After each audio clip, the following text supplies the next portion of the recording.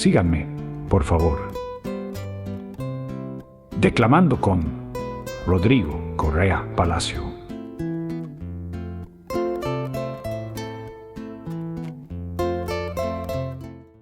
Saludos amigos, estamos en un episodio más de Síganme por favor, declamando con Rodrigo Correa Palacio. Una serie radial que busca resaltar el arte de la declamación como parte de la cultura popular antioqueña. Hoy estamos en el municipio de San Carlos y estamos con Gustavo Sánchez López. Juanita Álvarez Castaño. Estamos en un sitio muy especial que se llama Tironeta Teatro. Estamos en el Hogar Juvenil Campesino y dentro del Hogar Juvenil Campesino está Tironeta Teatro. Bueno, ¿y qué es Tironeta Teatro? Tironeta Teatro es un proyecto artístico cultural alrededor de las artes escénicas, la formación artística, la circulación de contenidos artísticos y culturales con enfoque de arte, ambiente y memoria. Y Tironeta es un espacio cultural, un hogar cultural donde se suceden una serie de dinámicas, entre ellas una agenda cultural permanente para las familias sancarlitanas, para las familias urbanas y rurales, procesos formativos también con población del casco urbano y con población de las veredas, de los corregimientos del municipio, muy articulado a la institución educativa rural Puerto Garza. Y también donde desarrollamos, elementos del turismo cultural como recorridos guiados por la granja del hogar y por el teatro, talleres para grupos familiares que vienen y están haciendo recorridos de memoria en el territorio, articulación con, colectivos ambientales que hacen procesos de recorridos naturales, de búsqueda de avistamiento de aves, de avistamiento de animales o de la búsqueda del río y del agua, que es uno de los principales elementos de aquí de San Carlos. Y desde Tironeta Teatro les habla Renato Paone, conductor del programa. Bienvenidos.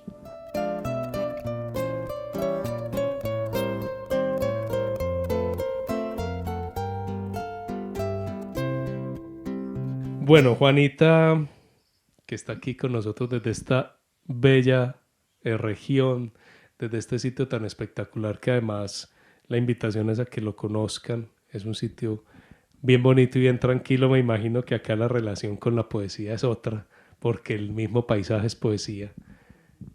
¿Qué es poesía? Esa era la pregunta. ¿Qué es poesía? ¿Qué es poesía más allá de la belleza, cierto? Entonces yo creo que empieza a formarse cuando a esa belleza tú empiezas también como a mezclarla con un montón de significados muy propios. Para mí el primer acercamiento con la poesía, mira, yo vivía en una finca en La Holanda. ¿Dónde es eso? La Holanda es una vereda donde empieza el embalse. Entonces a mis padres les tocó el embalse, el primer embalse que queda allí saliendo. Ahorita me acuerdo del nombre y se lo digo. Entonces a mi padre y a mi madre les tocó el proceso de la inundación del río. Pero cuando yo nací ya me tocó el río lleno, represado. Entonces, para mí la imagen de la salida del sol era como si saliera del agua, porque literal salía como en una lineacita que había en la represa donde no interfería una montaña y de ahí saliera el sol. Entonces creo que empieza a ser poesía cuando para mí el amanecer empieza a tener otro significado. Y cuando tú como niña empiezas a pensar de dónde sale el sol, es el primero que se baña. Y yo era la primera que se levantaba en la casa a sentarse en esa manguita a ver cómo se levantaba el sol, cómo se bañaba el sol, cómo para mí el sol salía de la represa. Cuando yo llegué a la escuela y empezaron a contarnos por dónde salía el sol, que igual somos del oriente antioqueño, ¿cierto? Entonces como que no, el sol no sale del oriente, el sol sale de la represa. Entonces son esos significados que empiezan a ser también tan personales para ti y empieza a cubrir la belleza de significados, de palabras que te llevan a ver otra forma de ver la vida. Entonces, para ahí la poesía para mí, ahí la poesía empezaba con la salida del sol. Y con comprender o con eso que te contaban en la escuela de, no, es que el sol no sale de la represa, me imagino que fue lo primero que te dijeron, cómo cambiaba esa poesía. Yo agradezco al universo mi rebeldía porque pues para mí el sol siempre siguió saliendo, fue de la represa. Entonces fue más fácil ubicar, ya no asociaba a que el sol salía por el oriente, sino que mi represa, pues porque además yo pensaba todo lo que veía era mío, ahí cerquita de mi finquita. Entonces yo pensaba que la represa quedaba en el oriente, entonces empezaba a tener otro referente con mi mundo cercano, ¿cierto? O sea que cada uno tiene una poesía muy particular y muy íntima. Y que se puede dar también con los silencios, y que se puede dar también con las imágenes, y que creo que tiene que ver también de entender la poesía del otro, es entender cómo ve el otro, el mundo, o qué mundo habita también, cómo es su mundo, somos poesía, todos. Y en esa conjunción de poesías se cruzan con la literatura, con escribir ese recuerdo. Sí, claro, sí, a mí siempre me gustó muchísimo escribir. De hecho, pues es que además todas las niñas y niños colombianos comenzamos aprendiéndonos el renacuajo paseador. Eh, Creo que esta cercanía también de esa forma de entender las fábulas. Mira, yo soy una que sin querer queriendo, en mis escritos de alguna forma termino rimando. Entonces, como que es esa niña de alguna manera siempre me termina llevando hacia allá, a que las palabras a veces rimen mucho, así porque ahora me preguntaba sobre la declamación. Entonces siento que sí, ahí hay algo,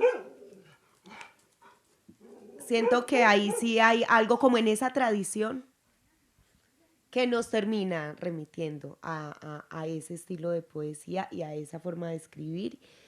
Y yo también, pues como actriz que a veces improvisa mucho, en nuestro mundo le decimos que somos muy morcilleros. Siento que también esta cercanía que tuvimos con la poesía, con la declamación, que de pronto ahora no lo hago mucho en mi vida profesional como actriz, pero que sí hay una esencia ahí de esa niña que iba a la escuela, que las profesoras nos enseñaban a declamar, que las que ya teníamos como un gusto por la escena nos sacaban a declamar en la escuela. Entonces sí hay ahí una niña que si no lo hace directamente, sí forma parte de eso, como en mi escuela artística o en mi vida profesional.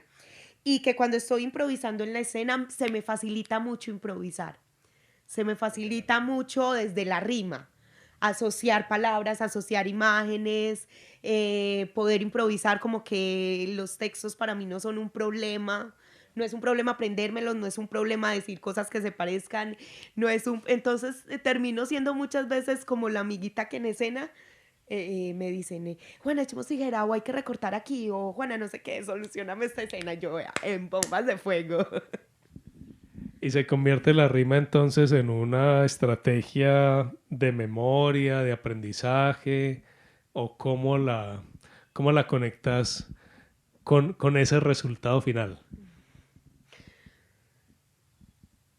Yo creo que tengo que ser a veces muy consciente y es como que de cuando estoy escribiendo, porque yo no escribo poesía sino dramaturgia.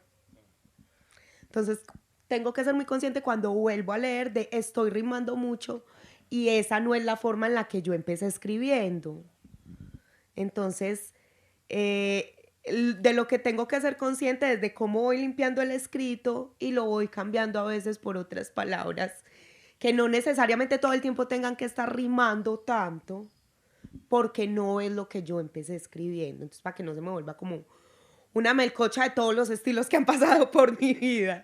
Entonces es ahí como donde vuelvo a leer y tengo que ser muy consciente de lo que vuelvo a escribir. Vuelvo con la pregunta, esa rima inicial, esa rima que en algunos espacios educativos se ha olvidado, ¿vos crees que es una buena estrategia actual para alguna cosa, sea para la memoria, sea para conocer el repertorio de la poesía colombiana, o sea, pues se podría seguir utilizando? Lo digo porque sé que en algunas entidades, instituciones educativas, se ha olvidado mucho. El renacuajo, la pobre viejecita, todo eso que Rafael Pombo nos dejó tan rimado que aunque no era exactamente poesía para él, sino más cuentos y fábulas. Pero ¿vos crees que eso se pueda volver una herramienta poderosa a nivel pedagógico?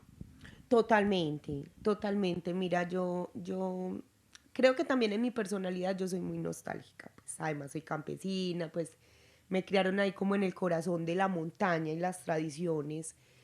Entonces para mí eso es muy importante. Y pues creo que hoy en día hay una tendencia y creo que en el fondo sigue siendo también una mente muy, muy colonial de lo nuevo y novedoso es lo joven, y lo bueno y lo que vale y lo innovador y la estrategia del yo no sé dónde, del yo no sé cuánto, del nombre, no, es que yo vengo en la escuela, ahí la permacultura, que en otro tiempo pues han sido simplemente nuestras tradiciones, con menos extranjerismos, con más humildad, buscando más nuestras raíces. Y para mí eso es súper importante.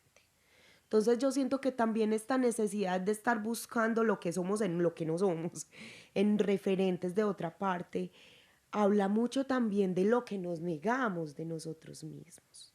Entonces para mí sí es muy importante andar en esas tradiciones, en esas... Te voy a poner un ejemplo muy concreto hoy en día. Ay, si la niña o el niño no quiere saludar, pues que no salude, porque es lo que le inspira, no sé, su corazón, su libertad, su no sé qué. Para mí como campesina sí es muy importante, porque eso fue lo que nos enseñaron, porque la hospitalidad es importante, porque la generosidad es importante, porque eso también nos habla de que estás pensando en el otro, de que alguien llega a tu espacio y tú le brindas lo mejor.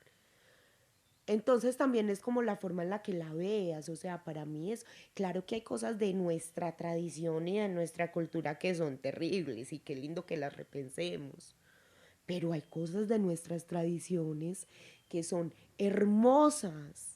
Es que la solidaridad no es un sentimiento juvenil. Eso nos lo enseñaron nuestros abuelos, reconociéndole mucho pues como a la juventud y sus innovadoras ideas, ¿cierto? O sea, no es porque tú reconozcas una cosa tienes que negar otra. Entonces siento que también, inclusive, ya más allá de ese romanticismo nostálgico, hay muchas cosas que son súper interesantes en Rafael Pombo. Lo que nos muestra, porque todo es como, es un cuento también que refleja nuestra sociedad, que seguimos siendo muy así.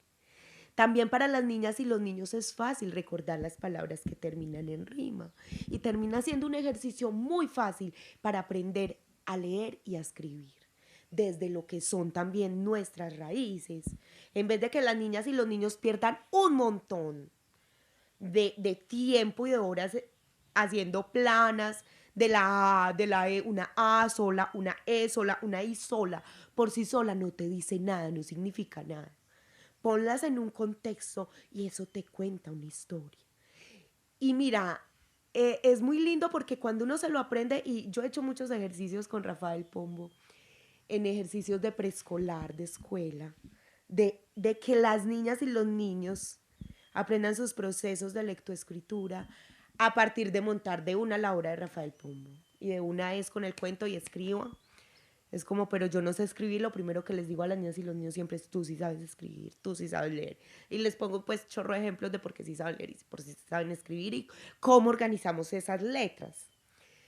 Entonces tú les pones ahí simplemente el cuento y empiezan ellos. Aquí dice eso. ¿Por qué? Porque se saben el cuento. El hijo de rana, rin, rin, renacuajo. Pues por lógica, lo primero que tiene que decir en la primera línea es el hijo de rana, rin, rin, renacuajo, ¿cierto? Entonces, por lógica, van a empezar a decir él, esta es una y empiezan a salir unos juegos vocales preciosos, unos sonidos preciosos, entonces yo los pongo ahí con el cuento, a que escriban el telón, a que escriban el cuento, a que escriban el texto, a que se hagan su vestuario, y alrededor de eso, con profes que me han copiado, con coordinadoras pedagógicas que han copiado, hemos hecho unos ejercicios muy hermosos con el renacuajo paseador. Y no solo con el renacuajo paseador, ¿cierto? Muchas formas de poesía, de literatura y de formas que creo que han sido muy subvaloradas por nuestras profes, por esas profes que de pronto no tuvieron tantos magíster y doctorados, pero yo todavía me acuerdo de Lunita consentida, colga del cielo, y eso me lo enseñó una profe en la escuela. O de rumbo a la escuela de doña Inés. Ay, parce, cuando a mí me echaron de este pueblo, yo escuchaba la Lunita consentida colgada del cielo y yo me acordaba era de mi escuelita colgada del cielo. Entonces creo que ahí también habla de que a veces nosotros mismos subvaloramos mucho nuestras propias raíces.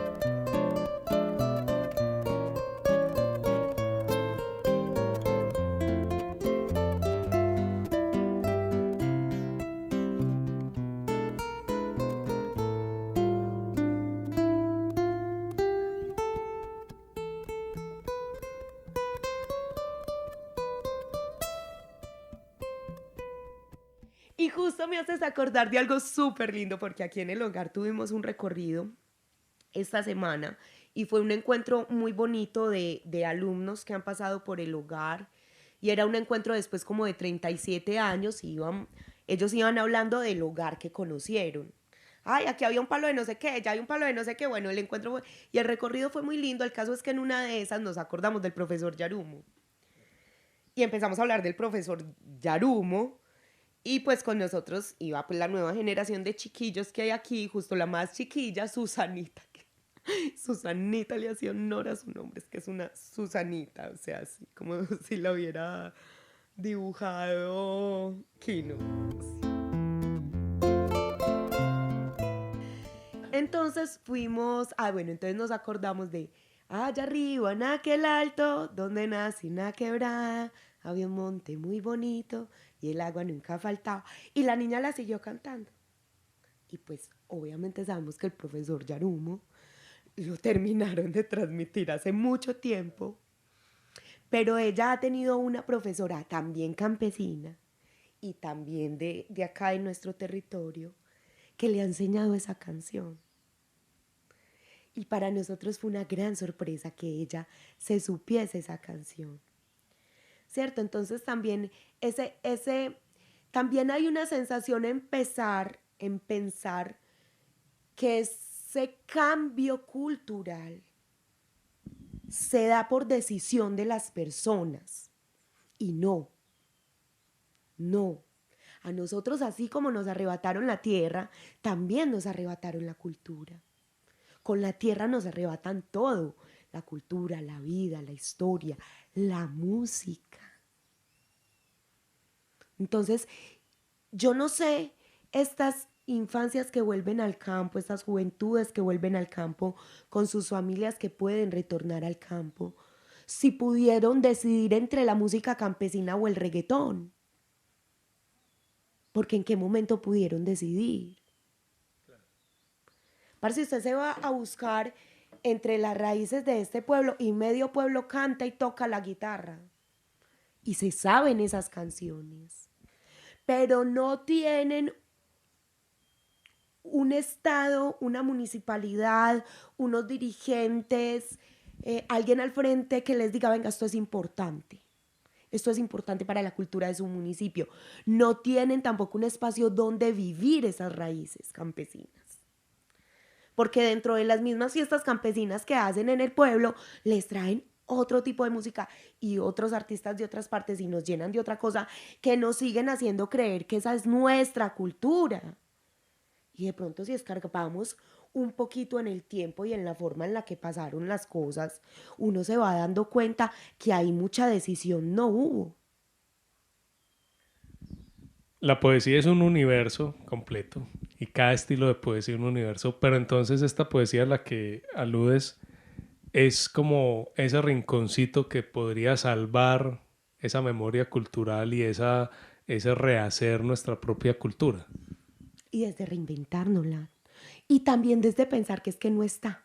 Porque es que hemos visto unas mezclas hermosas con la carranga, con las niñas y los niños, desde ese folclore. Aquí en este mismo espacio se gesta un espacio muy lindo de una matrona que nos trae todo el folclore de su tierra. Ella es de Caucasia, pero aquí entonces hay otra, empieza a escuchar. Aquí hay, cierto, otros chicos que vienen también del folclore de aquí, de las chirimías, y aquí empiezan a cantar el cumbé montañero, y empiezan a llamar eso el cumbeco montañero, y entonces aquí, cada vez que tocamos, sacamos faldas y bailamos, y ahí seguimos buscando nuestras raíces, y es muy lindo ver las niñas y los niños, aquí no nos piden reggaetón, nos piden cumbias, y se saben las canciones, y nos piden faldas, y nos piden tambores. Entonces, es en serio así de simple como tener espacios donde nuestra real poesía, donde nuestra real música, donde nuestro real folclore, donde nuestras reales raíces se puedan expresar. Y no es que neguemos todo lo otro que surge, es que eso, todo lo otro que surge y tú, reggae, no sé, ¿cierto? Como esas otras músicas y ritmos que van naciendo, no es que no tengan espacio, sino que es que abarcaron todos nuestros espacios, al punto de que nuestras raíces se hayan quedado sin espacios. Entonces, ahí es cuando la cosa se empieza a volver muy confusa y la poesía de nuestras raíces se empieza a perder, y la misma poesía, porque entonces la empezamos a asociar como que es una cosa vieja que ya nadie utiliza, que a ya nadie le gusta, que pasó de moda. No, aquí hay niñas que declaman hermoso, siguen declamando en sus escuelas. De hecho, nosotros tenemos una niña que declama súper lindo, y ella no llegó del teatro a la declamación, ella llegó de la declamación al teatro, y llegó cuando tenía 4 años. ¿Cierto? Lo primero que le gustó fue la poesía, porque a ella solita le gustó. Es una maravilla descubrirnos. Además, mira cómo las raíces se descubren. Claro que en el relato de los antiguos, pero también en las niñas y los niños. Bueno, y hablando, para cerrar, se nos fue el ratico así en un boleón, de poesía, de estas poesías que nos quedan en la memoria sonora y todo, ¿qué nos puedes compartir? En estos días escuché algo muy lindo de un actor en una entrevista, no recuerdo muy bien el nombre, pero sí recuerdo lo que dijo, y era algo así como de cuando uno empieza a entender los personajes como canalizadores. Y al mismo tiempo siento que también hay personas que mientras dijeron lo que fueron palabras muy importantes para toda la historia, seguro que fueron palabras tan importantes para toda la historia, que a su vez seguro también estaban canalizando otras historias y otras formas, y ahí uno se empieza a dar cuenta que el tiempo no es lineal y que al mismo tiempo muchos seres podemos convivir dentro de las mismas palabras, y eso me parece súper lindo. Entonces me acordé de eso. Eso merece un poco de líquido. Estuvimos hoy desde Tironeta Teatro, participando al inicio Gustavo y luego la voz de Juanita, en un sitio muy bonito que pues la invitación definitivamente es a que vengan y lo conozcan y compartan con ellos Es un espacio espectacular y un trabajo muy bonito. Y pues nuestro episodio de hoy de Síganme por favor fue realizado desde el municipio de San Carlos y Tironeta Teatro. ¿Alguna despedida? Sí, me voy a despedir con estas palabras. Ustedes se creen tigres, pero en breve serán corderos. Hoy disfrutan con el padecimiento de sus víctimas, pero en breve, mientras suena la resurrección de la patria, se arrastrarán hasta el suelo como bien lo tienen de costumbre. Saben que no me llevo a la tumba otro pesar que el que no ver restituidas las banderas de la libertad. Saben que solo he salvado a tantos inocentes como he podido. Viles soldados, levanten las armas contra los verdaderos enemigos de su patria. Gente miserable, véanme que aunque mujer y joven, me sobra dignidad para resistir una y mil muertes más. Viles soldados, levanten las armas contra los verdaderos enemigos de su patria. Gente miserable, yo los compadezco. Algún día tendrán más dignidad. Y esas fueron las palabras de la Pola, porque para mí la resistencia y la rebeldía siempre serán poesía. Labradores de mi tierra. Los labradores se inclinan sobre el surco, acarician la tierra con enamoramiento adolescente, buscan en ella las raíces de su ancestro, las fuentes de su historia, el filón de los recuerdos. El alma de los labriegos es un alma simple, buena, sin dobleces, hecha a la medida de la esperanza y de la fe. Sus manos callosas no debieran manejar las armas, porque ellas no tienen capacidad para destruir, sino para crear. Es absurdo, es infame, es criminal que se enseñen las prácticas del odio a quienes solo han sabido bendecir, confiar en la providencia de Dios y vivir su mansedumbre aferrados a la cintura morena de los tiples. Mientras el asadón revuelve los terrones y el guinche ciega la maleza, se sucede sin descanso el relámpago de las frases, la hipérbole desabrochada, el cuento detallado, la leyenda inverosímil, la narración del viaje, el chiste definitivamente gracioso y la confidencia de amor que recogen las semillas para hacer su primer ensayo de gestación. Así transcurre el día.